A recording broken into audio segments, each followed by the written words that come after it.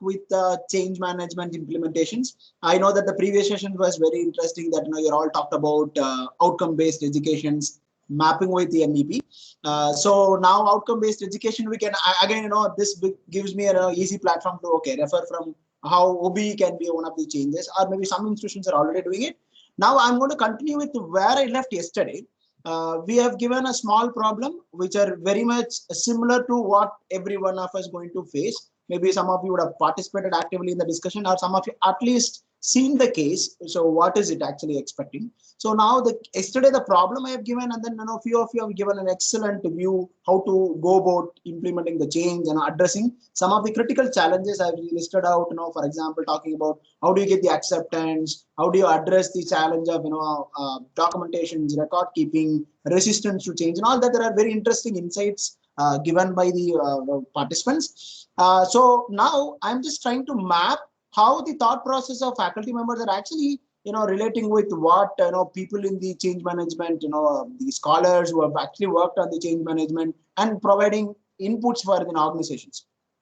So the first point which yesterday we discussed was that establishing sense of urgency, and most of you were rightly saying that in different forms, saying talking about benefits to my people, so that people will feel that yes, this change is important when we talk about MEP, or maybe outcome-based educations, or probably when you're talking about research, or probably interdisciplinary approach where science and arts for science and science for arts, maybe bringing social sciences into the engineering domain of creating how this will be applicable to the social perspectives. So again, the awareness creation, all that. So as we discussed the first point, that for every change management, it can be a bigger changes or a smaller change, whatever you wanted to bring in your institutions, you have to create a sense of urgency. Sense of urgency doesn't mean that you need to, and as I was just talking to Professor Singhai, that it's not that you create a tension in the institution. No, not really about attention. It is about creating a positive perspective by seeing that yes, this is important and this is also demanding, but it has a lot of scope and benefits for us. So that everybody will feel okay. So as I said yesterday, I was discussing what's in it for me. So this is very, very important. So the sense of urgency should actually focus on what's in it for me, because as a faculty members, for example, when I say, when you talk about assistant professors, so associate, then we have a professor, senior professor, or maybe HAGs. There are so many things you're talking about, or some institution will call it senior faculty members, junior. Now, so you are expecting all of your faculty members with a different levels to participate in this change. Now, but the question comes, what's in it for me is applicable for all these people in the level. Okay, what is it going to benefit in terms of improving the research perspective? Maybe probably assistant professors will be interested in coming and looking at what kind of research grant I get, or probably it will be talking about how I can actually improve upon my quality of teaching, delivering to my students, so that I become expert in the particular domain. Or probably if you talk about associate professor, what kind of other administrative responsibility, or probably larger research grants to benefit the institution. So I have seen a growth for me to move to my professor level, and professor and HAG or a senior for professors. Okay, so what kind of a leadership they are going to get it? So how does it actually going to add value for them? So that's how you have to create a sense of urgency that yes, it has scope for almost everybody in an institution, especially for a key stakeholders. So key stakeholders are definitely students, and of course institution, and a larger way if you look at society as a large. So how does it actually going to impact? That has to provide a way to yes, this change is important. Now comes the second step of how do you bring this change. It's forming a powerful guiding coalitions. So yesterday there was one challenge we are talking about, selection of the core committee members.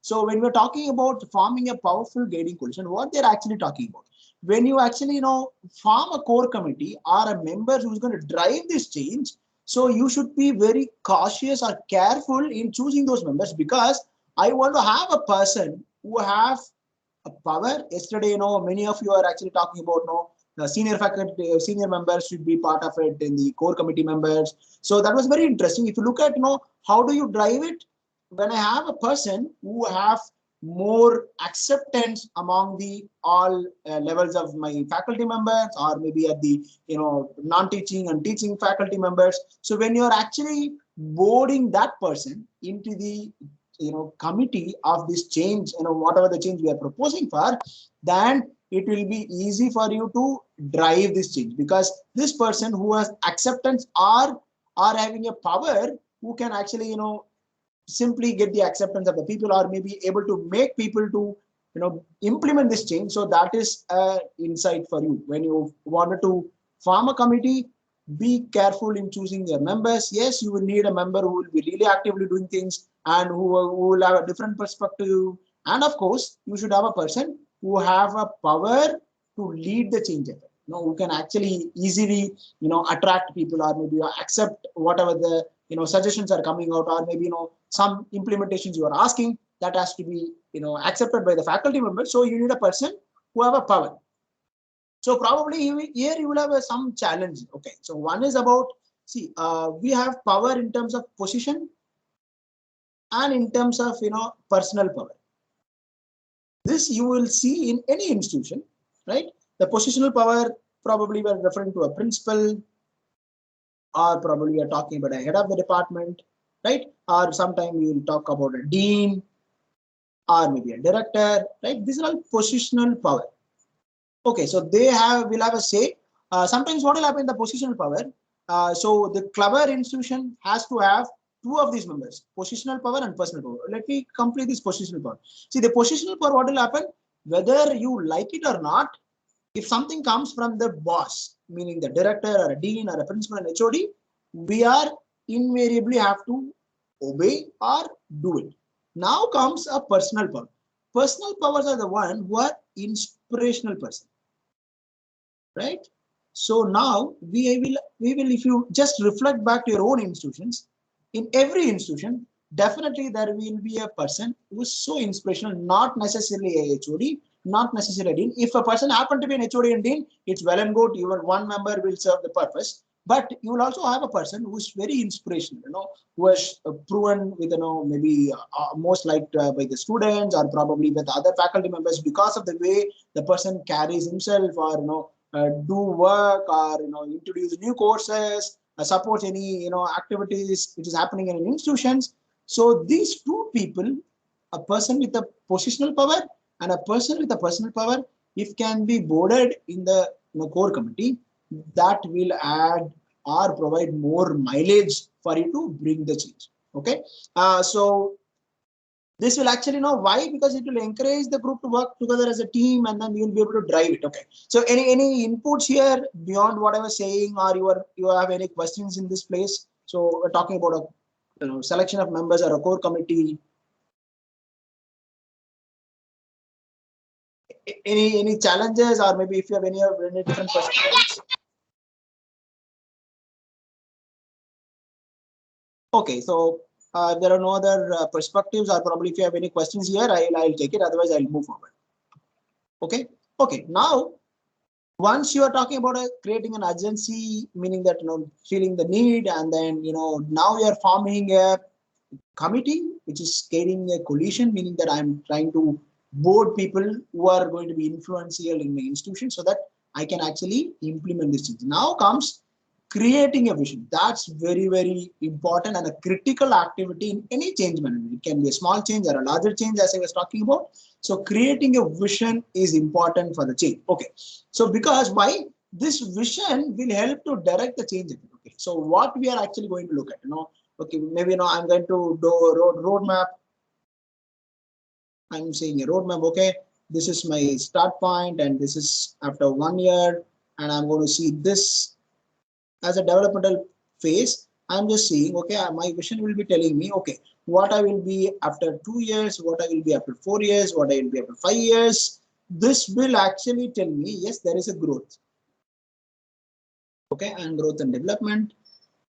So now this is going to tell me, okay, this vision will actually direct the change, because people will believe that, yes, this is going to result in the growth perspective, 2 years, 4 years, and 5 years time. I'm going to see this. So, and also you have to develop strategies to achieving that vision. because it's not only about creating a vision. See, now all of our institutions will have a vision and mission statement. Now, what is that important? Okay, how are you developing a strategy to achieve your vision? So maybe somebody will be talking about progressive institutions, or somebody maybe an innovative institution, want to be an innovative institution. Okay, now how are we going to achieve it? What is that vision you're going to develop, and what is a small set of activities you are going to come up with for achieving the vision? Okay, that is important activity. After the committee, then you're talking about creating a vision, because the committee will be engaged in the vision development. Okay, so what is that vision we're going to do for this change which you're going to implement? Maybe let's say if you're talking about outcome-based educations, now what is the vision I'm going to do, and how are you going to develop the strategy? Strategy is very important. So how are you going to develop these strategies to achieve that vision? Then comes very important. Yesterday, many of you are talking about it. So communicating the vision, as you are all talking about, yes, awareness creation, or and others were talking about training, right? And educating. This is very, very important process. Unless otherwise, you do not communicate the vision or strategies about your change, then it will be very difficult to buy the support from the fellow colleague members or the teachers, right? So you have to communicate in all possible manners. You go for a training, or maybe awareness creation, maybe if you have internal platforms to communicate, or maybe weekly meetings or review meetings. So some form, in every form, you have to just you keep continue to communicate my vision, so that now people will be feeling that yes, this is important, this is why we are talking about, this is why our institution is going to adopt this particular change happening. Okay, so this will be a critical activity. Communication in any change management is a very, very essential activity. Unless otherwise, as an institution, if you do not promote or do, and it is very difficult for you to drive this change. Why we are talking about it? The moment we are talking about a communication, maybe in an initial phase, some may be not showing, giving ears to what this change is, because we always have people in any institution. If any institutions, there are a group of people, let's say, let me call it this way. Okay, so this is my whole members in the group. Okay, so we always have some sections. Okay, any changes, it can be positive or it can be whatever way, you will see immediate responses no. Okay, and you cannot avoid. Okay, this is a generic perspective, or it's a human tendency. Some sections, especially this particular, definitely at least in any institution, if you take 20 to 30%, will quickly say no. So, but this communication phase, what will happen? And it's a repeated way of doing things, and probably this no will change into maybe, and this maybe will change into yes. That's why the communication is very, very an essential activity, because unless otherwise these 30% of the people is not involved, and you cannot drive the change. You cannot make your institution implement the change. Okay. So maybe I just wanted to hear from some of you, if you have instituted some change in your organizations, probably outcome based or maybe ISO. What type of a communication activity has been done by your institutions? So, just to hear from what kind of an effort are made. So not necessarily on NEP, probably on any changes which your organization or your institutions has implemented. Anyone wanted to share your experience of your institution? What type of activity they do for communicating? Any change they are proposing?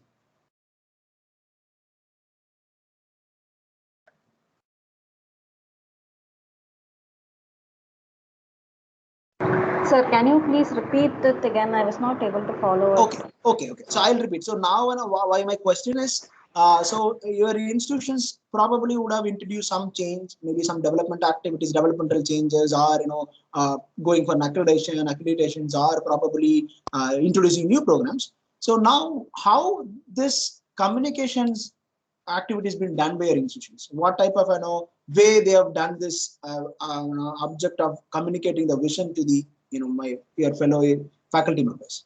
So in what way they have done? Okay. There is actually a core team, sir. The university's core team. Okay. They will send a mail to the concerned heads of the department asking them to Okay. nominate one coordinator from the department, and Okay. that one coordinator will be the sole Mhm. point of control Contact or point. Okay. person point of contact, Mhm. and through them the Okay. faculty members in that particular department will be briefed on what is Okay. expected by the college. Okay. Okay, great. So they will try to identify a point of contact. Through the point of contact, they will regularly, pass on the informations, right? Yes, sir. Yes, exactly. Okay, excellent, excellent. Okay, thank you. Yeah. Okay, great. So now, so any other perspectives? If no, then I'll move. See, this is one just an example, because right now, because in a larger institutions, it will be difficult, because everybody is packed with their teaching load and other activities. It will be difficult to bring them on some platform. So probably they might choose this is an excellent example that I will identify a point of contact or kind of an ambassador from each of the departments, so that they will be actually passing on informations, communicating the vision statement to the other colleague members, so that they are actually communicated about what is the change we are aiming for and what is the development which is happening around this change we are talking about. Okay, now after this communicating the visions, now the next step is that empowering others to act on the visions. That's very important. You have to enable everybody to act on the visions, because we have a vision that yes, that's the change I am going to implement. So now you need to empower people to act on the vision, so that you also actively participate. The very important exercise on this, that okay, there will be obstacles to change. Obstacles, probably resistance from the faculty members, okay, or probably resource constraint, okay. So these are just as possible things I'm just saying. So now when you're acting on the vision, you have to see how do you remove the resistance from the people. I'm going to tell you about how do we do that, and also if there are any resource constraint, how are we going to address those resource constraints, okay. And probably we'll also have to see if there are any system or a structure which is going to undermine the vision. For example, let's say I'm going to talk about this OBE. Okay, coming back to this outcome-based education, let's say you are wanted to bring in this in your organization, in your institutions. The moment you are bringing this, let's say you have an existing structure. Okay, this is the structure, probably director to the faculty. Just simply saying. So in case if you are implementing this, if this implementations requires each people at this level have to be given some power or empowered to make independent decisions. Okay, I'm just hypothetically saying this. Okay, independent decisions. Okay, let's say this is what the expectations. So to enable this outcome-based educations, you have to empower people to take independent decisions on their subject. Okay, it's not about the institution, on the subject. So okay, let's imagine the situation. Now let's say I have this is existing structure. Okay, this is existing. So this is my structure. My structure clearly says no decision can be done by the faculty independently. Now there is a challenge. What is the challenge? This is a change I am proposing. The change has a requirement. What is the requirement? It requires enabling people to independently make decisions on their subjects, because they're talking about outcome-based educations. Now my existing structure is not allowing me to act independently. Now what is that you have to do when you're acting on the vision? You have to see if that is actually hampering, maybe a system or a structure which is not allowing you to move towards the vision. Anything which is obstructing you to move toward the vision, that you need to actually change those system or alter or change those systems or a structure, so that you'll be able to continue to drive to achieve the vision. Okay, please I request all of you to mute yourself, and otherwise you have any questions to me. Thank you. Yeah, okay. So now that next one is that you also encourage people to take go beyond the conventional ways or take some risks, okay, so that they'll be able to drive a change. Because if you're actually going with a conventional way of doing things, probably that change requires something beyond what you all be already doing it. So meaning that you have to encourage people to go extra mile, or maybe unconventional method to bringing the change. There are activities you wanted to do. So for example, when they say outcome-based education, as yesterday where one person was rightly said, how do I create this industry collaborations? Let's say we have very less amount of industry collaborations, and probably you might take a decision to, okay, so in my subject I'm going to say that 30% of my syllabus will be application oriented. This can be extreme, because you have to a syllabus review and then approvals, but I'm just giving some example. Okay, let's say I'm deciding that 30% of them will be application oriented, and this will be taught by or co-shared by the industry person.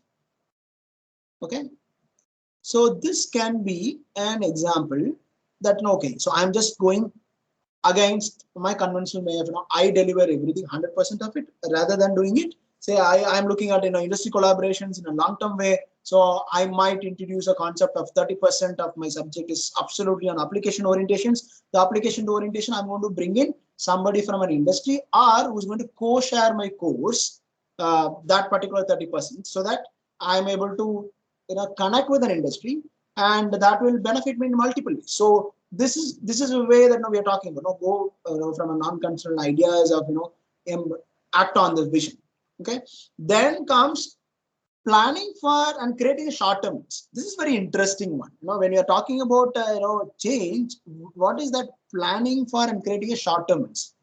Why? Because sometimes some changes will require maybe 2 to 5 years. Imagine a period. Okay, let's say you are from the team and everybody is doing this job beyond your regular commitments of teaching and other activities, conferences, research and everything. Now imagine you will see the light out of the tunnel after 5 years. Just imagine a situation. Okay, so what will happen if you can see the light only after 5 years? So what will happen? What is the possible scenario can happen in the institution? What will happen to people involved in the change management? I'm just saying, you will see the outcome or the end results only after 5 years.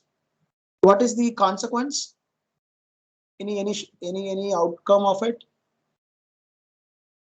What will happen to people involved in this?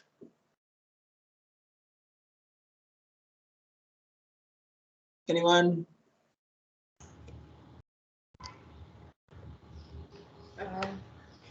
Do not know if all the people would remain there till that Exactly. has clearly flat out. Great. So we do not know whether they will remain with a change. That is excellent. Any other possibility? People will resist for the change. Great, excellent. They will resist for the change because I could see only after 5 years. Okay. And any other perspectives? Very fundamental, very basic. Something, make an attempt. Very basic. People will lose motivation. 5 years is that so much of time.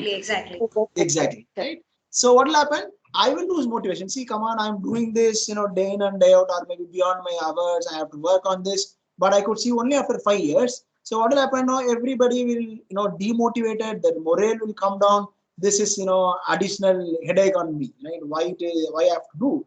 So that is why, if you are looking at a change, you have to always plan for something of some small wins, right? So creating short-term wins. If you say yes, we are able to see some outcome of it, that you appreciate and encourage people, that will actually accelerate the motivation among the people. Because the moment I see, okay, I could see this is the outcome. So, and somebody says, okay, your institution is qualified, moved from one level to the next level, and you are not in the same pool of the other institutions. That is actually a small win, right? So that win will actually give you motivation. Yes, what we are doing is actually giving us a benefit. So that kind of short term wins, you have to create some short term wins so that it will actually motivate people, and doing so, you should also recognize people and reward. So, some institution might reward, some institution definitely can give, non-monetary recognitions, like for example, appreciations, or throughout the institutions, or maybe this person has actually contributed in this. So this kind of indications will actually make people to stay on the bus towards the change. Unless otherwise, you do not create this kind of seeing some short-term wins. When you see the short-term wins, yes, I'm happy. Otherwise, as she was rightly said, should I remain in this one? I will resist that. Why should I do? Otherwise, probably I will lose motivation. So I'm really do not know what is going to happen after 5 years. So I'll be keep traveling on the dark tunnel for 5 years, and I do not know whether I will see the lights, right? Maybe I might even move out of the institution, change to different institutions. Why should I do this, right? So this is very important.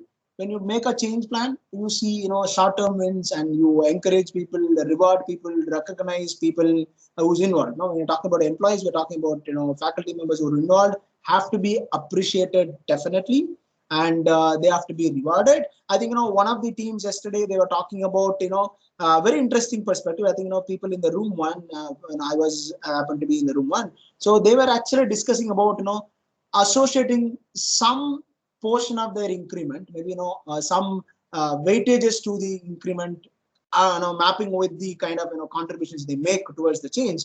That's a very interesting idea or a perspective. So the moment you do, and people will see, okay, there is also some kind of recognition going to happen, maybe a monetary or a non-monetary, not necessarily monetary. Not all faculty members will be very happy. Look at the monetary benefits. Probably you can see, okay, the moment they are able to contribute, you create them a small, research lab, or probably, so that 3-4 faculty members work on a research project, or creating small research grant. People who are actively in this, I'm going to give you some travel grant to go attend a conference, or probably, I'm going to give you a small research grant to do some research, or a publication support. Now, all that is actually, going to motivate people to stay on the change.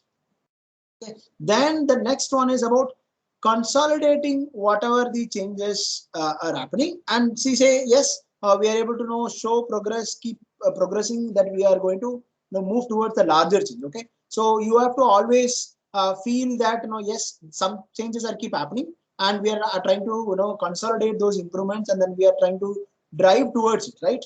And also you have to keep identifying a people, or maybe I need to select some people who can actually provide support on this change. Maybe sometime yesterday is another, again the same team were discussing about documentation and record keeping. So they were said documentation and record keeping faculty members are already with a lot of job, and it will be difficult, or probably they might not even know the systematic way of doing these documentations. Probably bringing some external body, or maybe hiring exclusively for managing those documentations can also be a good insights to consolidate your improvements. Okay, then comes the very important, the last point of the change management is that institutionalizing this new approach. If you remember yesterday also I was talking about, yes, the final outcome is that how I am going to institutionalize this particular change process, or making this internalization of this particular change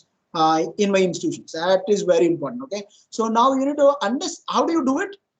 You can actually do it by way of connecting, okay, how the institutional success is associated with what the change we are actually doing. For example, let's say again taking the example of OBE, probably if you see that now we are looking at NIRF ranking, and probably you see that there is a progression from the ranking perspective, or probably you are seeing that increased student intake,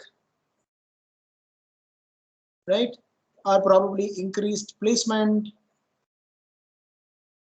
or increase in CTC for your students. Now these are all some of the indicators, right? These are all some indicators that we will see, okay, how our institutions are doing.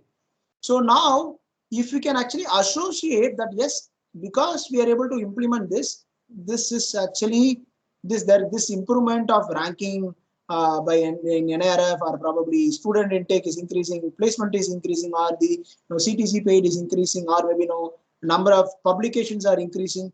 If you are seeing that these are associated with the change you have done, probably you will be able to institutionalize the changes, because people will feel, yes, no, we could see that, yeah, because of this change we have implemented, we could see there is an improvement on the indicators that we are looking at it.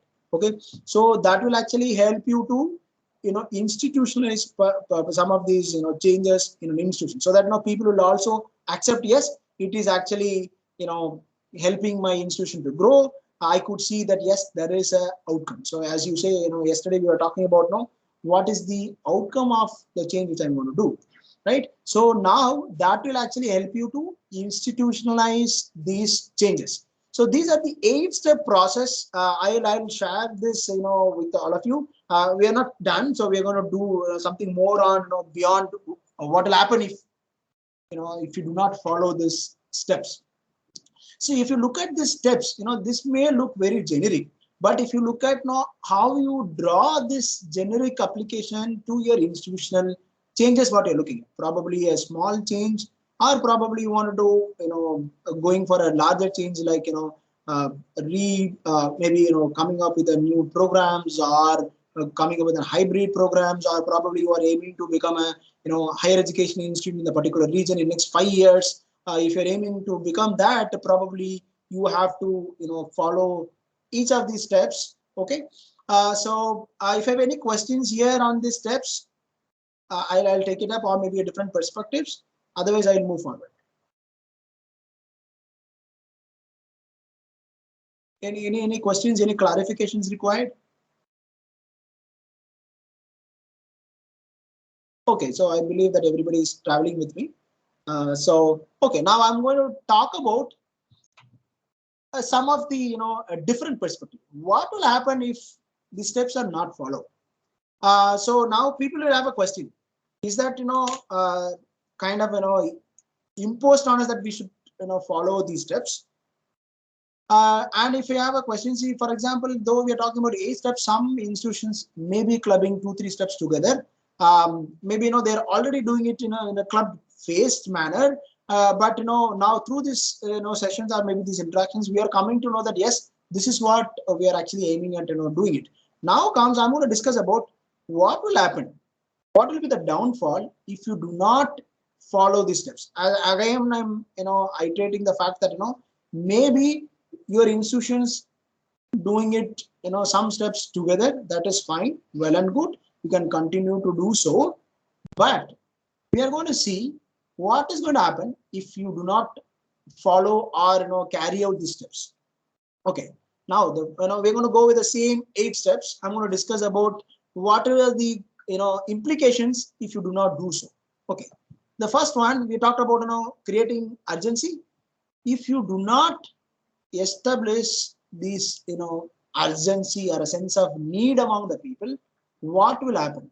So one is, the transformation and change will begin. Now, for example, so maybe many of us would have already experienced it. So for example, if you're talking about OBE, maybe maybe a new thing, I'm going to talk about some of the other changes your institutions would have started. Or maybe I have seen some institutions have started R&D activities that they proposed. Okay, so they said okay, or maybe classic example, I would say that I've seen in many institutions, they would have started journals. Okay, just imagine that act. Okay, so if you do not create this, what would have happened? They would have seen issues of 1 and 2 probably would have happened, and it has been stopped. Maybe many would agree with me, or maybe many would have seen this in many institutions. Okay, so I've seen it with many institutions doing it. Okay, now why this reason? This is just a classic example you would have seen in many institutions. Okay, now if you do not create the sense of urgency, what will happen? You will begin with a lot of enthusiasm, but if you have not created it, this would have been frozen or cannot move forward. So this change will come standstill. So no progress, Nothing will happen. So every institutions, all of you are already working. If you go and pick up some of the changes, you will be able to definitely find out some changes would have begun and stopped. The reason, fundamental reason for that is that maybe people will attribute to there is no financial support, there is no number of people available. Not really. The major reason is that you have not created this sense of urgency, meaning that you have not actually talked about maybe translated it to my people benefit or a scope or a need. This was not done. That is why you would have seen this kind of an activity become halted. Okay, so this is why you have to do this, the first primary activity of creating sense of urgency. Okay, and what will happen, people some become very complacent about it, then it will also prevent from moving forward. Okay, so unless otherwise you do not create this, you will see that the change you introduce or we are aiming for will not progress. Maybe most of the time it is just on a paper. Okay, many institutions would have created plans or a mission, all that stay with the paper, meaning that it's all in a report, not actually translated as an action. The very fundamental first reason is that you're not created a sense of urgency. Okay, so anyone wanted to add your experiences on of this? Maybe some activities started but stopped subsequently. Maybe at least if you have seen from a different institutions, you want to share any of these experiences?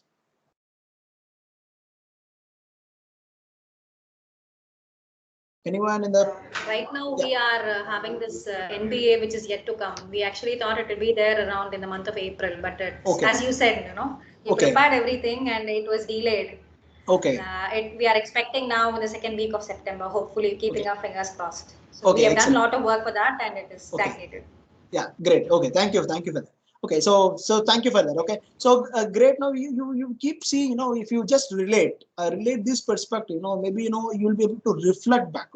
These sessions are not just we are giving you inputs. It's not about it. You have to go back and reflect, because if your institution is nominated you or probably have shown interest to for this program, probably you are going to be one of the members who's going to drive these changes or be a critical core member of these teams. So always keep in mind, unless otherwise you do not do this sense of urgency, then this activity will become frozen after some period of time.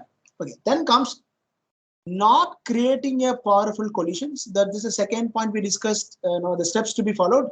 If you do not create a powerful coalition, guiding coalitions for the implementations, what will happen?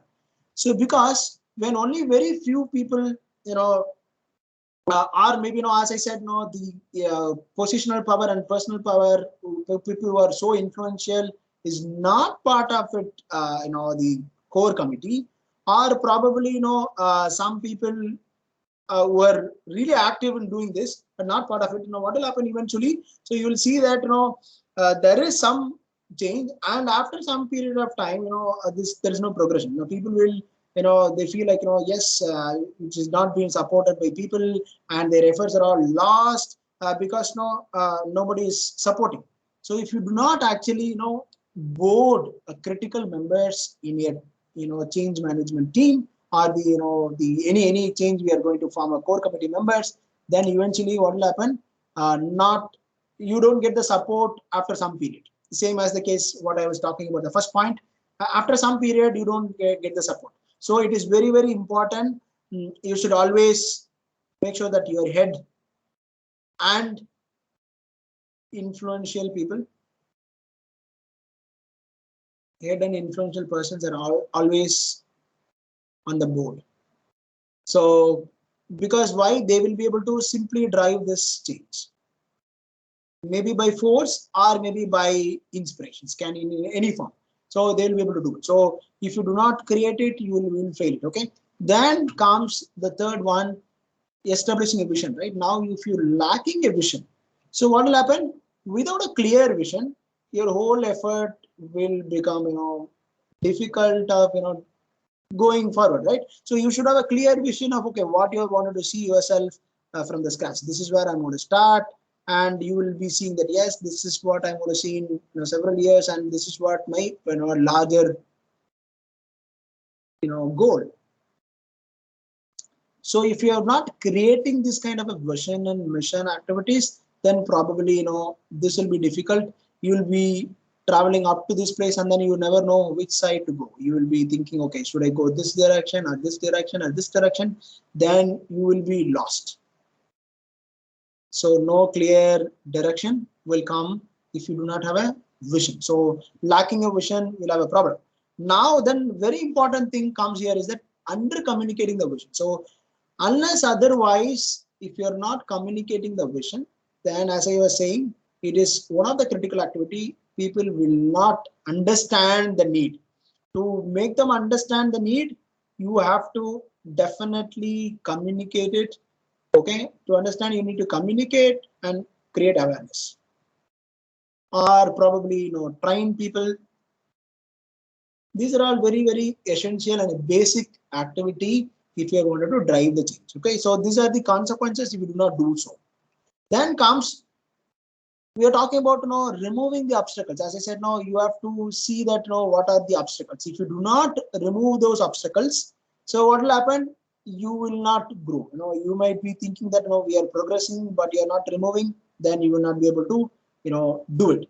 Then next one is, if you're not systematically planning or not creating short-term wins, as I was already explaining when I was discussing about this point, that now if you're not creating the short-term wins, what will happen? People will lose the momentum. That's very, very important, right? So people will lose motivations. They feel like okay, so why should I be part of this team, because I'm not going to see anything now. So it is very important that you have to create a short-term win, short-term goals. You have to keep appreciating people, recognize, incentivize people, reward people, recognize people. These are all very important. Unless otherwise, you are not systematically planning and looking at how do you keep the momentum of the people by motivating them through appreciations. Can be an appreciation, simple appreciation will do, or probably recognizing them by giving a certificate, or circulating a appreciative email across the institutions. That will also help them to stay active for the change.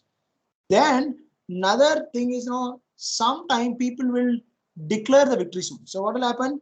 As I said, many changes will take a longer time period. When we're talking about even the even if we take the example of OBE, you cannot just simply do it in 1 year. It will be taking a few years to actually implement this, and then you will measure the success of it.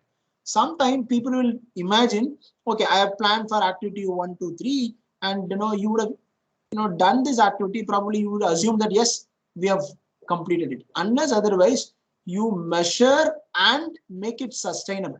Yesterday, someone was actually talking about the sustaining, right? So when it has become successful, only it has been institutionalized, internalized, and it will become a regular activity. Then only we will say that yes, the change has actually happened. Sometimes people, the moment they implement, document it, they might assume that yes, it is success. So as some of them are rightly, now we are talking about NBA accreditation is coming. So we are putting a lot of effort. The documents are made, kept ready.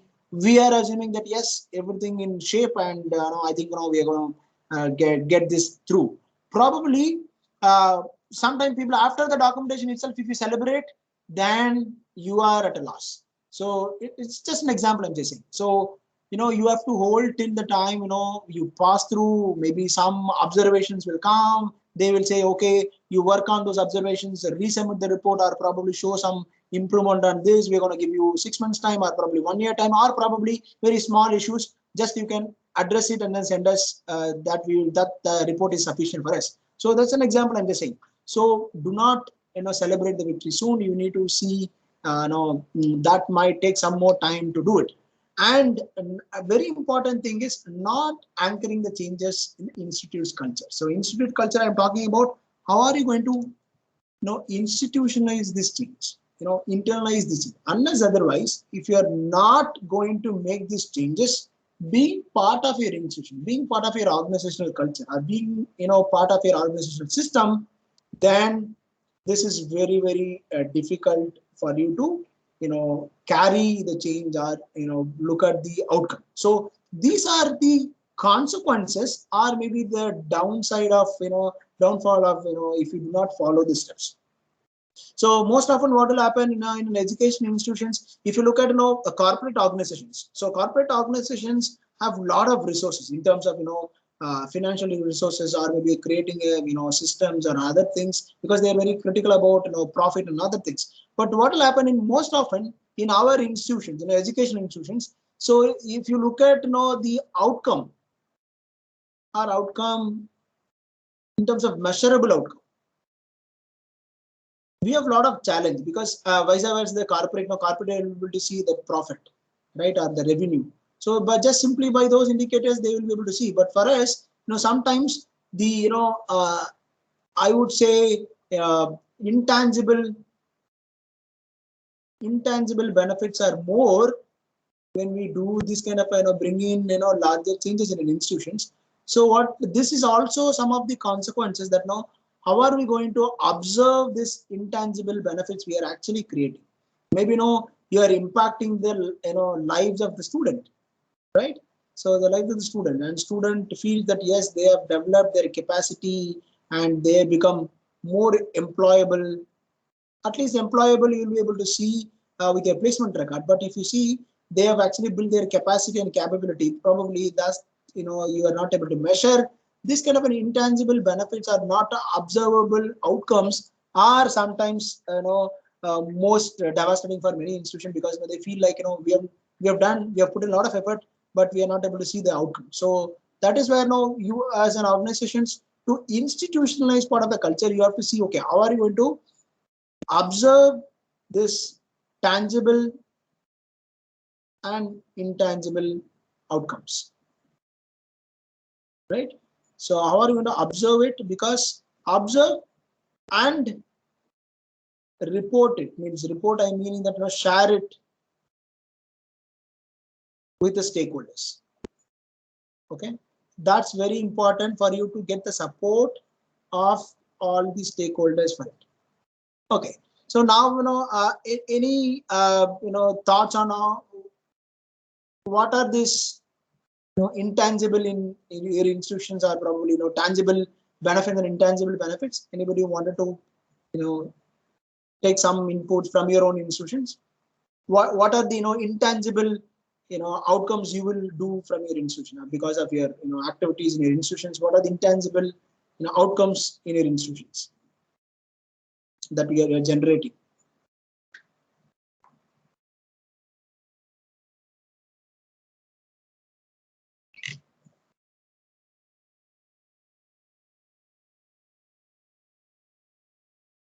Okay, so probably this is very important, unless otherwise if you do not understand these tangible and intangible benefits for an institution, and so you communicate to the stakeholders, otherwise it will be very difficult to buy their support in a sustainable fashion. So that is very critical. So these are some of the consequences if you do not follow these steps in change, implementing the changes. You will go through this challenge. Okay, now I'm going to talk about some of the strategies for managing change. So what I'm talking about strategies are, thirdly, I've proposed 5 different strategies for managing change. So managing change in the sense I'm talking about, okay, I wanted to introduce a change, or introduce and carry out the change in my institution. And what is the strategy I should follow? Okay, now we are going to discuss about 5 different strategies. And based on your assessment of your environment, or probably your assessment of your institutional capabilities, strategies, or maybe your culture and systems, you can pick up one of the strategies for the change you're going to implement. Okay, I'm going to discuss about those 5 strategies. Okay, so and as a person in the institutions, or maybe probably who knows or understand the institutions, you can pick up these strategies. Now there is a question of how do I choose this strategy? Okay, so I will, before discussing these 5 different strategies, I will talk about, how do you pick up the strategy? As I said, you have to analyze the environment. I mean, the environment we are talking about, internal and external. Okay, then comes, very importantly, when I say, internal, I will talk about my culture and my system. And the third very critical point is change itself. Okay, so what is that I'm aiming for? Because that will tell me, the change itself is talking about, this will tell me complexity. Complexity means the difficulty level of the change. Then, time required. Then it will also talk about, beneficiaries of this change, right? So these 3 is your, guiding principle. I will discuss these strategies, but which strategy to choose is that, you have to do these 3 activities. I'm going to analyze my environment, internal and external environment, what is the need, what is the demands and all that. Then I'm going to see what is my culture and system. Culture, I'm talking about a people structural perspective of my institutions. And then I'm talking about a change itself. What is the change I'm going to do? Okay, so now I'm going to talk about the strategies. First strategy is that, directive. What is this directive? Directive is nothing but, I'm going to impose. I'm just going to tell you, okay, see, you have to do this. I'm not going to have a consultations. I'm not going to buy your support. Please support me on this. No, nothing like that. I'm going to say, okay, it's directive strategy. I'm asking you, there is a problem. There is some crisis in the institutions, or maybe, this is very, very critical. I need to do it by some way or whatever it is. I am giving a directive. I am just only giving, instructions. Very strict in the instruction that, okay, everybody is going to do this. Simply. That is one of the strategies. But if you look at, aiming at creating a transformational change, this strategy might backfire the institution, because people will feel, maybe, faculty members will feel this is very coercive. I may not take it. Okay, so then comes bargain. What is that bargain? Both the parties, for example, faculty members and the, management, the dean and directors, they will actually discuss. Okay, so this is what the change we're aiming for. They will, discuss the possible support you require, negotiate between the stakeholders, and then, come for an agreement before they implement. This is another strategy. Okay, so okay, this is the change we want to introduce now. What should you do? Should we, okay, what is your take on it? What is feasible? What is not feasible? How do we overcome this, challenge of, not feasible? So all that they discuss. The management will also, actively participate in discussion with the, key stakeholders who are going to drive this change. Then they will make the a decision to implement the change. Okay, this is another strategy. Okay, then third one is sorry, this is called heart and minds. So heart and minds is where it is actually thirst for a change in the attitudes and values and belief system of the people in the institutions. And what will happen here? They are actually going for a shared vision, that we are going to create a vision which are all shared vision, which everybody is a party to the particular vision. But not necessarily will go for an involvement or a participation of the people, but they will aiming at to creating a vision which has stake of all people in the institutions. Okay, they will consider there is a scope for a faculty member, there is a scope for institutional growth, there is a scope for students. So all this will be part of it, but not necessarily they will involve or participate the people when they formulate this change, but they will be considerate about all these stakeholders, critical key stakeholders on the change. Okay, that is what this strategy is talking about. Then next one is analytical. So analytical is more specific, data driven. they will analyze the existing problem of an institution. Okay, so maybe probably we talk about placement is not happening, or probably the student intake is going down, and then they say okay, these are the problems. They will analyze the last few years and probably they compare benchmark with the other institution, and then they try to find out okay, what is that is missing, that is actually making us to go through this tough phase of student intake is going down, or probably the placements are not happening, the number of companies visiting is going down. So now this is very analytical approach where they will analyze the problem, try to understand, and then they design the change process. Okay, these are the things which we analyzed, looking at the last few years and also looking at the other competitors around us and maybe the nearby institutions and all that, and then they will propose the change. And so that is a kind of an analytical strategy. So I will critically specifically go with a lot of data driven approach, or maybe the what has been already existing, analyzing critically, looking at all of it and evaluate those things. Okay, then the last one is action based. Action based is more or less where the manager will drive it. The manager, I mean that the boss or an institutions will drive it. They will say okay, so we have a plan, I'm going to implement it, so it's kind of ready, aim and fire and approach. It's just like okay, I have this plan, implement it, you support it and see the result, measure the result, and realign it or rechange it. Okay, this I aimed at it, but it's not working out. Probably I've looked at the end results, it's not working, and I need to rechange it. Okay, so these are the 5 different strategies are widely followed in the change management. Organizations or institutions will choose one of these strategies to implement the change. Now comes, as I said, okay, these are the strategies which are talking about, but how do I choose this strategy? As I said, yes, this is where the input comes.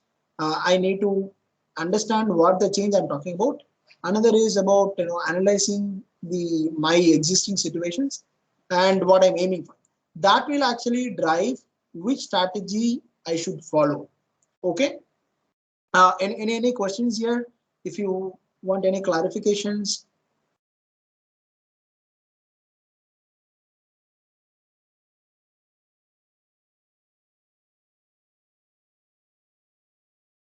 Okay, fine. So if there are no questions, and then I'll move forward. Okay.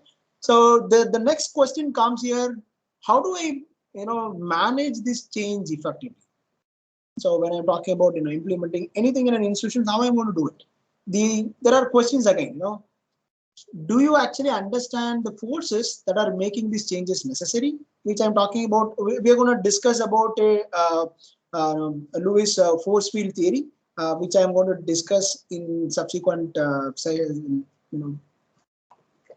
slides. But I will this is one of the important questions you should ask. Do you understand the forces that are making the changes necessary? If you go back, the yesterday sessions, the first, the 7 simple questions, one of the questions is talking about, okay, what is actually making me to, go for this change, right? So that question will have to be understood. You should understand what are the forces which are making this change necessary. Without understanding it, it will be very difficult for you to, say, okay, why I'm going for the change, unless otherwise you do not understand, what is pushing me to this change, then it will be difficult for you to drive the change or implement the change. Okay, then comes next question of, do you have a plan? Yes, I have a, let's say, there are some forces which are making me, we will discuss these forces in next few minutes.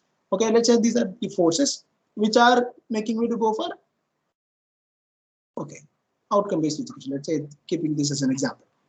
Now, yes, I understand these are the forces which are making me to go. Now, question is, do you have a plan? Okay, you should have a very detailed plan and a specific, strategy. Okay, plan and strategy is a key. Okay, do you have a detailed plan of, how I'm going to approach this change? This is a change. Okay, how I'm going to approach change? Do you have a plan? So what is the plan? Planning we are talking about, you will say, when you're going to implement, and how we are going to implement. When we say how, this will have a clear plan of formation of the committee, right? Not only from the committee, then talking about listing down the activities, right? Listing down activities, then mapping a responsible person, right? Mapping people, then reviewing, then measuring, then you will assess your position. Okay, so these are all we'll do. So when we say how, so you should have a very detailed plan and a strategy to drive this thing. Unless otherwise you do not do all this exercise of having a plan, then what will happen? It's like I start with something with a lot of enthusiasm, but no plan, no detailed strategy, then you will fail. So you will do 2 months, then you see nothing is happening. Okay, so it's like peak, then a drop. Okay, so people most often do this kind of I have seen in many institutions and many organizations, we used to do a lot of consultancy. We have observed that yes, with a lot of excitement people will do, then absolutely straight fall after the peak because there is no clear plan. Okay, then comes a very important, I am repeatedly we are talking about how will you communicate, because the change, any change requires a communication. Because why I am saying about a communication will influence people, actually internalize, help in internalizing these changes in people, the institutions. Okay, so communication is important. Then you should also see, have you identified the potential roadblocks? That is very much important, because unless otherwise you do not anticipate what are my roadblocks going to be, because it's not like that. I will just go and see what is it there. So, but you should, anticipate or try to understand what are my potential challenges. The roadblocks we're talking about is that challenges. What are the challenges which will come on the way that I implement? So when you anticipate these challenges, when you expect these challenges, what will happen? What is the advantage of anticipating or assessing the potential roadblocks? Because you will have a clear plan and idea to address it. For example, yesterday when we were all having a discussion about this change we are implementing in an institution, and this we listed down, these are the challenges. Unless otherwise you are not provided with the challenges, you may not know. Okay, so I need an ISO 9000. Let me start. What should I do? I'll have to pay a fee, enroll, start implementing. But what is important? You should actually form a committee, potentially look at the challenges. When you are having this idea of okay, what are the roadblocks which are going to come, then I'm better prepared. I'm better prepared to okay. So if in case if I face this challenge, this is how I'm going to handle it. You are actually having a plan A and plan B. If you do not have the challenge, you will just go on the same way. Otherwise, you will have to address the challenge. That's why it's very important that you have to identify the potential roadblocks. Okay, should I continue, or should I give a 2-3 minutes break? So if everybody is fine, I can continue.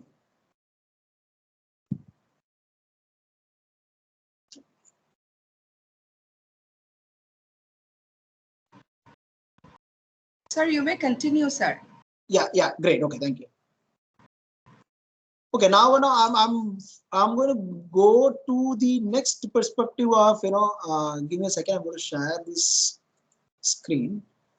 Okay, see what I'm going to look at is as I was just ending there with identifying the roadblocks. So now we need to understand these challenges to overcome those challenges. Okay, so I'm going to talk about the rest of the discussions, lecture sessions is going to be on how are we going to identify these challenges and how are we going to overcome these challenges. Okay, so I'm going to refer from the force field theory. Probably Professor Thangeya Sagane could have touched upon this. I'm going to talk about two aspects of the change. One is forces and another is resistance to change. Okay, so I'm going to discuss what are the possible factors which are going to be act as a forces for change. Okay, so if you look at this side, the forces for change. Okay, so now what are the possible ways that there actually forces you for a change? One can be a competitive forces. So the competitive forces, for example, the again I can refer to the yesterday's this activity, right? So when you're talking about ISO 9001, okay.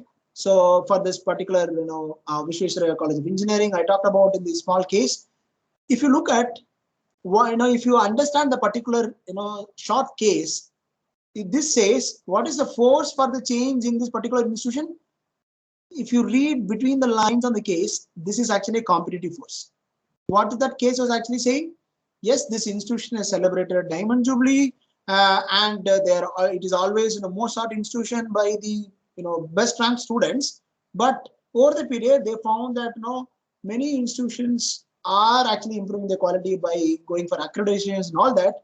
So it is kind of a competitive forces. In the yesterday's case was the classic example for why an institution is going for a change, probably because of the competitive forces, because I exist, this is my institution, I exist in a environment, and probably because of they're all my competitors, though we are all collaborators in form of the academic environment. But if you look at from the institution perspective, they also look at the competitiveness. This also stays there, right? So how do I keep myself be a competitive amongst my other institutions? So now that is what my drive, competitive forces, because I wanted to improve the quality or maybe the excellence just by going myself my institution to far. And ISO 9000 was an example of yesterday's case which I'm saying. So maybe the force for the change can be a competitive forces. So when you talk about the economic forces, largely, since we are all a service institutions, we might not look at it. But if you look at, the economic forces, probably the drop in, student intake.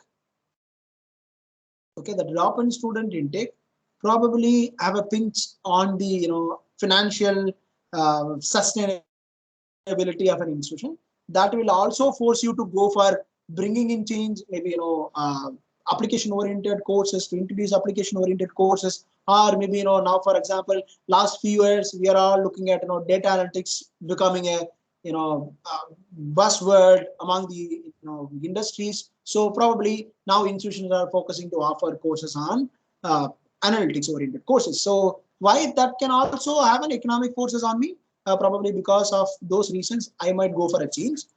Then can be in a political forces. I'm not going to discuss about the political forces because it will go in a different perspective. But if you look at the political forces in a larger spectrum, maybe the policy level perspectives, that will also enforce it to change. For example, NEP is an example of a policy level change, right? So now my policy level change is also demanding me to go for a change, right? That the policy level force. This is a policy level force which are actually acting on my institution. I should go for a change, right?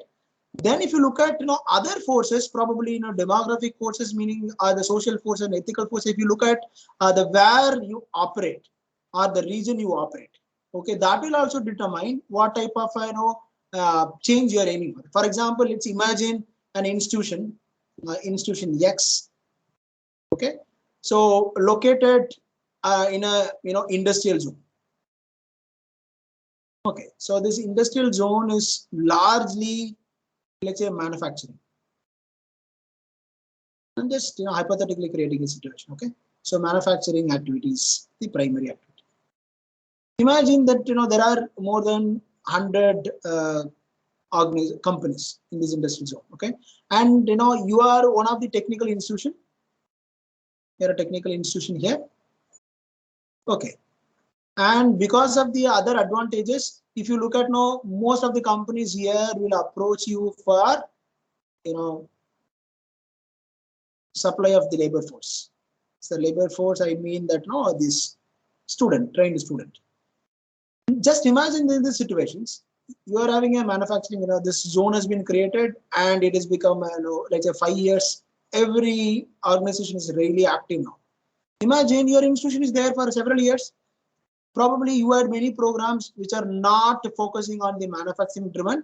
Maybe only core engineering courses may be related to this. Otherwise, no, mostly not specifically on this. Probably this will force you to introduce 2 to 3 new programs, new disciplines or new programs, which will have an relationship with the manufacturing activity, so that you are able to place your students. This kind of forces can also make you to go for a changes. Okay, so these are the forces which will make you to go for a change. Now I'm talking about the second section of the activity, which we are talking about a resistance to change.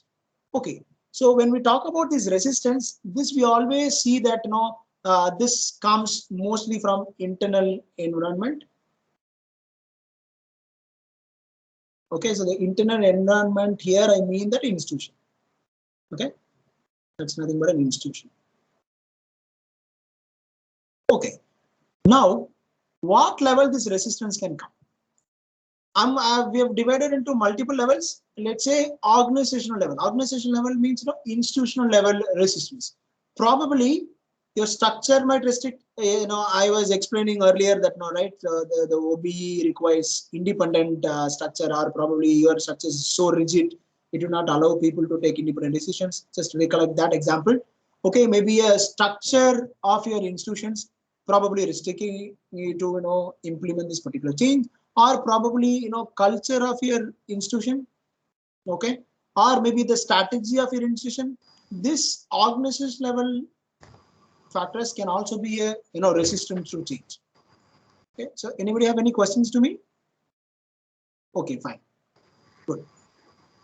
Okay, then next possible resistance. These are I'm talking about a possibility of resistance to come from what are the ways. Okay, so maybe at an organization level, because of the structure or a culture or a strategy, you might face the resistance to change, or probably at a functional level. When I say functional level, we may have an administration. Okay, so we have administration, and faculty means teaching body. Okay, or probably departments, between departments. Okay, so if you look at it, the functional level, there can be possibly a friction can happen between the administration and the teaching body, or probably between departments. There can be a possibly differences can exist between the departments. Maybe some department will agree for the change, some department will say no, some department will say that okay, we will have more benefits, some department will say we have nothing to reap from this change. So power and conflict can come. Maybe some departments will have more power, probably because of the number of placements they offer, the students get. So there are many internal dynamics that could also act as a resistance. Okay, then comes a group level. When we are referring to the group level, probably you can relate to the department level. Some departments will have some resistance to the change we are proposing. Maybe the problem is related to cohesiveness. They're related. They wanted to stay together. Probably when you're talking about committees, some committees might resist change, and probably they're not very favorable towards this change. Next comes at an individual level, maybe at a faculty level, maybe the administrative people level, where probably because of their biases, cognitive biases, they might have some biases, or probably because of uncertainty or insecurity, right? So this is most often phenomenon of resistance to change. Okay, and in any larger institution, education, especially in education institutions, you see the resistance comes at this department level. Together they resist, or at the individual level they resist. If you look at probably if you look at go at a granular level to understand, the individual level resistance generally comes from the senior faculties. Okay, seniors, And the department level is most often, right? The most frequent one. You will find this kind of a resistance comes. And why this attribute is essentially on the uncertainty. They do not know the uncertainty, or probably they feel insecure about, okay, maybe, I'm not so good at, coming up, handling the new system. Maybe, some, let's say, you want to implement ERP system in your education institution.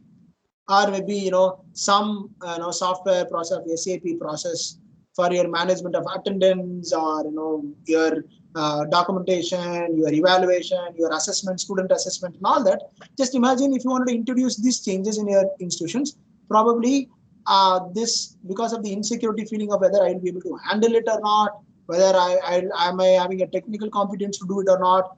Because of this, people will feel insecure or uncertainty of it. They will resist for the change. Or sometime they will have selective perceptions. Selective perception or retention, meaning that they will only look at one perspective and they just ignore the other perspective of the change, and they will resist. So these are the possible two sides of when I want to make the change: forces which will drive for the change, and resistance which are going to hamper the change. This will exist in any institution. Okay. Now comes, how do we push for a change? Okay, that's where we are going to talk about it. Okay, this is a very interesting theory which they proposed that, okay, so what will happen in any institution? Let's say the forces for change, which we discussed now, that forces for change can be competitiveness or economic or political or demographic factors, can be anything, or maybe policy level forces, right? So this is which is pushing you for a change. Now comes the resistance. We have talked about possible ways of resistance. What will happen in case the force is also equal and resistance is also equal? What will happen? There is inertia. So meaning that there is no progress. So that's what we are talking about here. This phase we are talking about, if the force for change and resistance for the change, okay, this is resistance for change. If this is evenly distributed, okay, there is a force which is making you to go for a change, but at the same time equally there is a resistance. What will happen? There is a inertia, meaning that there is a flat, there is not much growth is happening. Now comes the question, how do I drive this change? I want to accelerate the change. I'm also, that's what everybody is interested, right? Your institution is interested because their growth depends on the accelerations. Now, how do we accelerate? It is that two way possible. One is increase the force.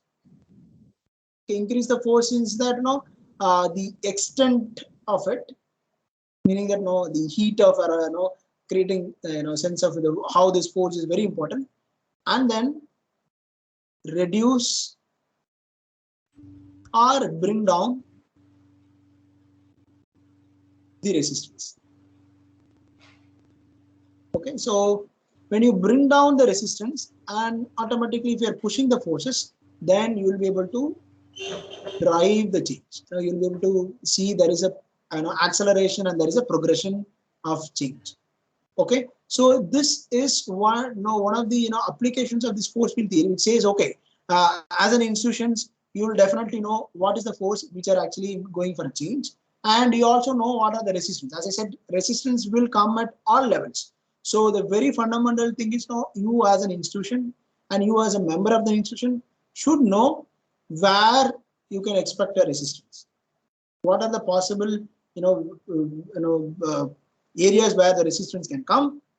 To improve this change or drive this change, you have to increase the forces, then reduce the resistance from the the potential resistance which comes from maybe structural level or maybe individual level or a department level or a senior faculty level. If you can bring down the resistance, how do you bring down the resistance? Can be in multiple forms, as you say, structural change or a system change or a awareness or a communication and providing support. Okay, support, then recognition, appreciation. These are all some form that you will actually bring down. Or the if you see in many institutions, they will wait whether people will accept. Otherwise, they go for coercion. What is that? I will force you to bring down this resistance. It's kind of a thread on the people. In the if they find it's not coming down, probably the last sort by most of the institutions that they go for a force coercion, that yes, no alternative, no choice for you, you have to do it. So that is what will also, that's always a last sort, because this has it's kind of a double-sided sword. It will have impact for both the states, so that's not always a preferred one. Okay. Any questions, any thought processes? If you have any different perspectives here, you can please add here, or any questions if you want to ask on this, please. Sir, can I? Yeah, please. Is it audible? Yeah, it is audible. Yeah, please. Yeah, actually, I'm from Kerala. Okay. So our government is, I think, our government is at the state of inertia, I believe. Okay. So in the NEP implementation as well, I think some post mechanisms must be required to come out of that. Okay, great. See, by which yeah, we can begin, even though our institution, we have belongs to an affiliated system as well. So until and unless the government is making a policy decision to implement NEP, then only we can also act accordingly. Otherwise, we have to sit silently until government makes a policy decision. That is the condition right over here. So is there any plan for the central to implement the last chance with how to force this NEP implementation? Yeah, it's a very interesting question. So now if you look at the application of this model, I'm just appreciating this model, because just imagine you can actually apply this to a smaller institution, and you can apply to a larger system, like what you're talking about government. So now the classic example you're talking about, many institutions, many I think some of the states which are not so pro about NEP. But if you look at this is a national level policy, you cannot there is a certain amount of a constitutional right provided to the state to make considerable, some portion of the changes considering the socio-demographic factors of their state, but largely it cannot alter the structure of the NEP means as a policy, but you can make a smaller changes. Now what will happen eventually, this since we say there are constitutional perspectives talking about state and then center based, but if you look at the NEP policy, which has actually moved to a central, and then central body makes this policy, there can be a resistance, and over the period what will happen, as you said, government can start to kind of a force in terms of say, okay, unless otherwise you do not implement this change, probably the fund may not be continued, or in different forms their accreditations may be withheld. Some kind of a is maybe coming up, not now immediately, because we always see that NEP is also with a lot of aim they have given it. But if you look at NEP policy as such, it's not giving you very clear detail on granular level detail on how do the implementation happen. They give some freedom to implementation changes. But what will happen? Of course, government will start to some level of forces that makes you to implement this. That will definitely happen because some state cannot just impact the uniformity of the policy implementations across the country. So that will likely to happen not at the initial stages, and they will also give some time for the implementations. If government continue to resist, then probably they will have to enforce on the state governments to implement. I can understand unless otherwise your state government implement, you are affiliated to one of the state universities, and it will be difficult for you to being compliant with the university requirement as also. Okay, yeah. Thank you. Like, I just want to convey my yeah, I understand. This is kind of anxiousness of the institution, right? Because you will lose the 2 years of time, and the other institutions could have actually done it already. So other states, right? That is your concern. I can understand. Yeah, simple apprehensions regarding this NEP implementation. Exactly. Because you will be just behind of 2 years. After that, anyway, government have to approve it. Then by the 2 years, your institution could have done something different. Yeah, that's the reason. By the time, like it would have progressed some level more. Like that's exactly. What, you're thank you, absolutely. sir. Thank you. Yeah, thank you for it. Yeah. Okay, so any other questions or a perspective on this place? Otherwise, I'm going to move forward. Okay, I hope so. It suffices with a lot of inputs. I'm going forward to talk about what are the breakdowns and barriers which happens in the change process. Maybe it will sound like why I'm talking about this negative perspective of the changes. This is to make you aware. If you do not know these roadblocks, you will not be able to implement it. So you can always foresee or anticipate what is going to happen, because if you look at data analytics also, what we are actually aiming at, can we predict the future, possible, maybe a stable futures, applying some models and all that. We are trying to predict the future so that now we are better prepared, better equipped ourselves. That's why we are talking about the breakdowns and barriers. One very fundamental thing is people might underestimate the complexity of the change process. So when initially they say change, they might assume that it's going to be a very simple change. They might underestimate that. Will actually have a lot of problem, because what will happen if you if you feel like underestimate, this is a small change, what is that NEP, we will implement it. But if you read the understand the expectations of the NEP policy, then you will understand the complexities involved in the comprehensive changes coming from the NEP policy. Maybe you will have to choose which one to choose. Are you going to go for a teaching institutions, or are you looking at probably seeing your institution as an HEI in your region? So what you're aiming for, are you going to be a research driven institution? So that is very important. You should always and try to understand the complexity involved in the change process. Do not underestimate the changes. So if you underestimate, what will happen, you will just ignore the critical challenges coming on the way of the implementations. So it's very important that do not underestimate. You always brainstorm, anticipate. This can be what this is, probably I can get resistance from here, probably it will impact on my student intake, or probably it can impact on my faculty quality, or probably some faculty may not liking it, they might move out of my institutions. So those things are to be also looked at in a larger perspective to handle the change. Then is the next one is lack of change management knowledge skills. That is why now some of these FDP programs, or sometime organizations, institutions will go for internal trainings. Change management knowledge is very important, because this will actually help you to better equip yourself to come up with a detailed plan. As I said, detailed plan and a strategy.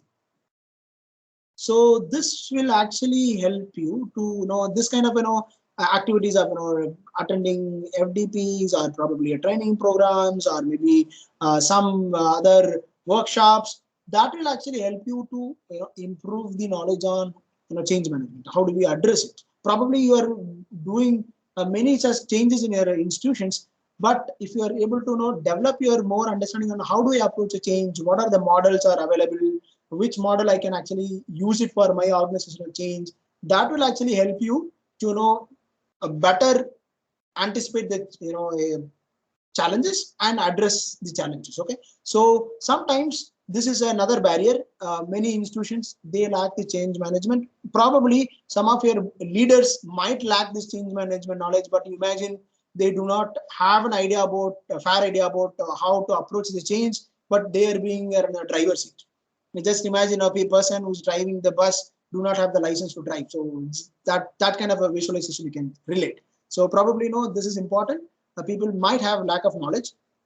Then a lack of accountability. So that's where accountability and responsibility is very important, because why? When we say accountability, people will have to any position. So position comes with not only with the responsibility, it is also accountability. So accountability is talking about What is it actually talking about? Accountability is talking about, okay, so anything which deviates, any decision I make, the outcome of it, you have to own the outcome.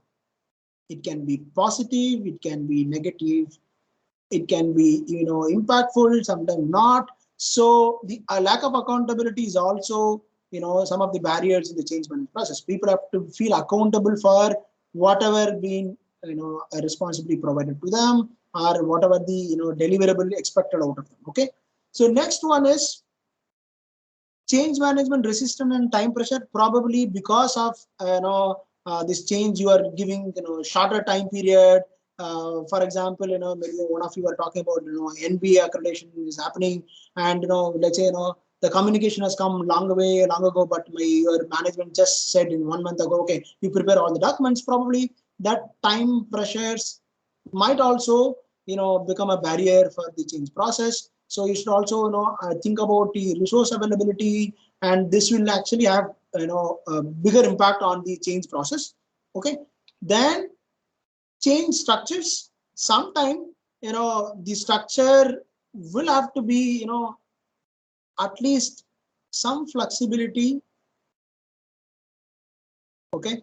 The flexibility to observe. Okay. So absorb the impact. Any change will have, sometime will have the negative impact. Okay. Or probably, it can bring you, ask you to, be flexible to some restructuring is required. So you should be, say, look at your structure being, little flexible, not too tight structure or a rigid structure. So the rigid structure might, inhibit change. So most often the rigid structure will inhibit change, do not favor the change. And sometimes some organization will have a tall structure. So tall, I mean that, let's say your boss is sitting here, but imagine there is so many hierarchy. Okay, so from here, if you want some decision, if it is traveling to all the way here through this process of, all this level, it will be very time consuming. The tall structure will also have, some difficulty to implement change.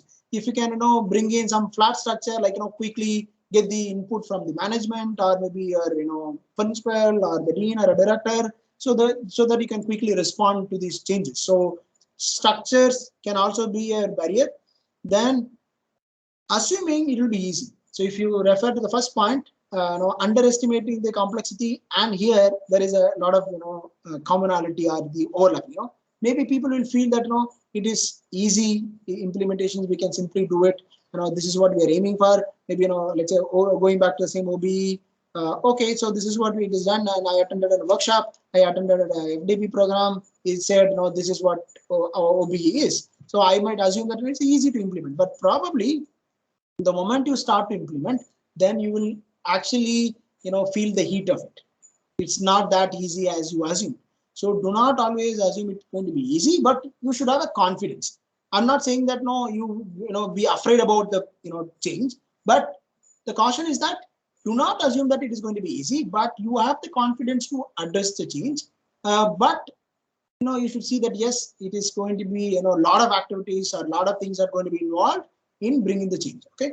The next is lack of senior management modeling, because when I talk about a senior management modeling, we are talking about leader who act as a role model for you, right? So they have to drive you to implement the change, and they should not actually feel you threatened about, okay, this is how it is going to be, that will be challenging. So you need to have a senior people, meaning that maybe your HR, head of the department, or probably dean, or maybe your principal, who is going to drive these changes, has to provide a model that yes, these are there. If there is some difficulty, we will give you necessary support. It's kind of say that okay, we are there for you. We will provide you necessary support, and we will also give you all necessary resource support, or maybe technical support, or a training support, whatever it is. Unless otherwise you do not create such kind of a modeling in your institutions, they might be very challenging, or maybe they will even become a coercive person. Then that will be very challenging. Okay. Then comes poor cross-functional teamwork, which I am saying that, cross-functional teamwork, if you refer to the what I was talking about, department-wise divisions, maybe, many institutions, agree with me that, many a times, between departments coordination is very less, or maybe, treating each other departments as a competitors rather than looking at, we are all a part of a larger institution, right? And then, of course, as I said, administration versus, teaching faculty, there is less coordination, siloing, that, okay, I act independently, you act independently, then, but you are operating under a larger institution. So you are part of this institution, and you cannot just act independently because you are a part of it, and then you are reflecting your overall organizational values and belief systems. So it is important to do not create this tension between the cross-functional teamwork. So poor cross-functional coordination will also be a barrier in the change. So especially when you're talking about documentation and record keeping involved, not all the time teaching faculty will be able to do it. You also need a lot of support from the non-teaching fraternity in the institutions. So for that, you need to have a coordination between these teaching and non-teaching teams. So that's very important. Okay, then people do not do a follow.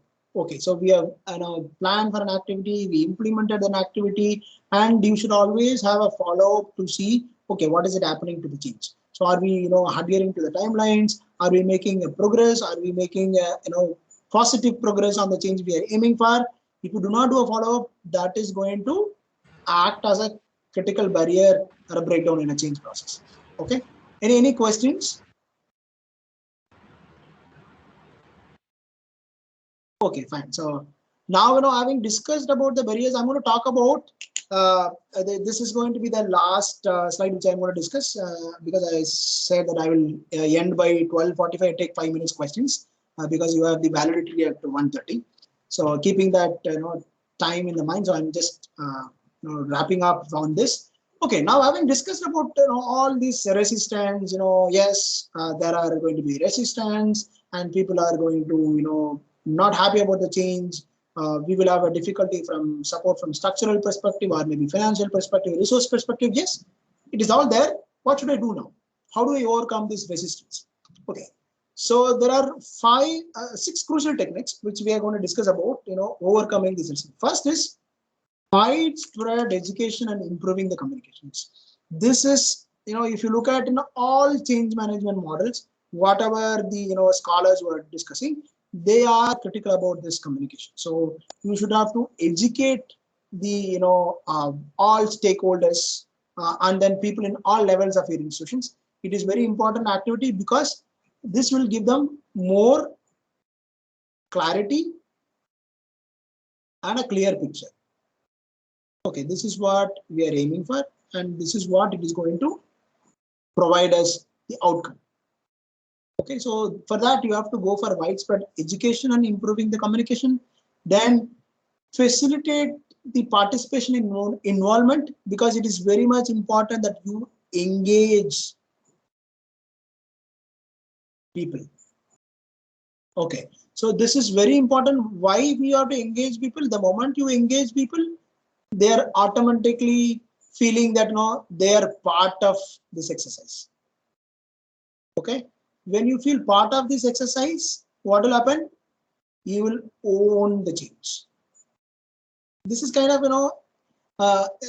let's say this is kind of a process you are trying to create. So if you are able to facilitate participation in involvement, the moment they are engaging, what will happen? It is a human tendency when you are being asked to participate, give your inputs. If you just imagine a situation, a young faculty member are asked to give their input, and if you accept their input, so what will happen? They feel so accountable, and then they will own the particular input they have given, and they will act on those inputs. So that's where they will become the owner of those particular change, the inputs. So it is very important you encourage participation and involvement from all levels of the people in the institutions, right from the assistant professor to senior professors, and all people have to be involved in the change process. Then support and facilitations. You have to provide the support. As I said, the support in terms of resource support or technical support, or maybe sometimes leadership support. and you have to facilitate people, not just, all the time only directing people, okay, giving instructions. You facilitate so that you give some, independence for two people and act on to this change. Then go for agreement and negotiation. So you have to, agreement and negotiation, meaning that it's kind of it's a kind of an engagement process, meaning that now, yes, two parties or all parties in the, institutions are participating, brainstorming, debating, then agreeing to the change, agreeing to the activity. It's not only about the change. You're all agreeing and accepting to the change. And you, okay, the moment you agree, yes, this all of us brainstormed and we accepted. This is what we are aiming for. This is how we are going to take it forward. So that is what we are looking at. So the next one is that how do you resist? Go for agreement and negotiations. So participate and discuss, brainstorm, and then come for a conclusive decision on how to go. Then co-optation and manipulation. Sometimes you will have to, go for some change activities or manipulation to, okay, so this changes is not sufficiently happening. You have to tweak certain activities so as to, drive them towards the change which you're aiming for. Okay, then the last one, this is always the last sort. As I said, it's not often preferred one. A coercion. Coercion is nothing but a force. Okay, I'm just going to force, as he was rightly asking a question, what will happen. So maybe government can coerce you by the, by the power they have or authority they have. So probably the coercion is the last sort if people are not cooperating at all with all your effort of, doing all this activity. But despite all this effort, if it is not happening, but if you feel that no change is very important, you have, as an institution, you have decided that this change is important and necessary. Okay. But you're trying all this, but it's not happening. Then probably you have to go for coercion, that, you have to direct, force, or kind of, creating a threat implicitly or explicitly. Maybe, you say, people might not get an opportunity for the promotions or maybe the increment on many things. But it's, as I said, it is always have, dissatisfaction from the different quarters of the people. So I would say that no, this is a last option. Okay, because this will create a demotivation, or probably it's not, and it may be involuntary participation. So we are not aiming for it. But if it is not at all happening, then this is the way that we have to address this resistance coming from the stakeholders. Okay.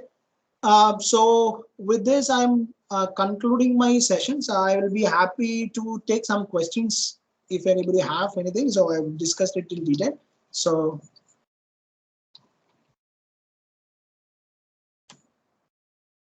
okay, so any questions if you have, I'll be happy to take. Thank you, sir. Yes. I request all the participants to join the discussion. They can raise their hands or they can post their question in a WhatsApp group. So I have a, so it's not like a question type, but on it was a wonderful session, sir. On listening to this, I feel that bringing a change at an institutional level, I think it's much more complicated and difficult. Can you give some inputs on this, sir? Okay, so the last 4 hours of my sessions were all discussing about how do we approach the change. But I'll give you a very. So what's the priority? So the simple things about now the first key input is that break down the changes. Let's say if you wanted to bring us change, and each change will have some subset of activities. I would say for an institution which not so regular for these changes, I would advise that you keep these sub activities as independent changes. Okay, you keep implementing the small changes at a time. So it becomes people, what will happen? People become getting a sense that okay, it is easy that this is what the change we are bringing. Then cumulatively you will see the large change will be achieved. So the first simple exercise you can do is break down the change into multiple activities and treat each activities as a change itself. Okay, then you follow what is that you want to see, force you want to use, or maybe resistance you want to bring down. So that way, if you facilitate, people will become used to the change and they will not resist. Okay, sir. So we have to start from the lower level, then it has to go to the higher level. Yes, go with the small activities first, and then it will give confidence among the people. And then one important thing, appreciate, recognize people effort. And it is another caution is that if you just only appreciate a few people, others might disassociate on the change. So comprehensively look at maybe in 5 different let's say if there are 20 people involved in the change, maybe you choose people from different groups, and then regularly provide these appreciations. First time, do not only talk about one people, talk about all the groups first. The appreciation is to be for all the groups. Okay. Yeah. Then you just go for which group is very critical work for your change. Then give more appreciation, frequent appreciation for the particular group. Then drive everybody. So because we also see just appreciating one particular group, other group will see we are also put in effort, but these people only considering them. So there are dynamics and politics I could understand in the institutions. So to handle it, I would say start with the group level appreciation, then go for individual level appreciations. Thank you, sir. Thank you. Yeah.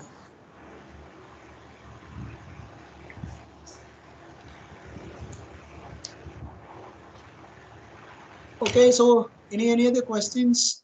Otherwise, no, I am very happy. I got an opportunity to interact with so many faculty members. So hope I can see you in different times at your institutions. So if there is an opportunity that I can, meet you all in different places, I'll be happy to do so. My contact details are already shared by the organizers. So you feel free to contact me through an email or a phone. So I'll be happy to respond to your queries, not only about this, maybe different things also. Yes, thank you, sir. So thank you, sir. Thank you, sir. Indrani, please sum up. Yes, sir. So thank you, sir, for sharing your thoughts on how effective management of change provides a structured, consistent, and measurable change environment to be utilized across an organization. So we are really thankful for you for taking the time out of your busy schedule. And we are grateful for you, sir, for accepting our invitation and making your presence here. I extend my sincere thanks for your time. Thank you, sir. Thank you so much. And one more time, I want to thank the organizers and all the participants for giving me this opportunity. Thank you. A special mention to Sanjay sir. Thank you. Thank you, sir. Thank you, sir. Have a good day, sir. Have a good day. Yeah. Dear participants,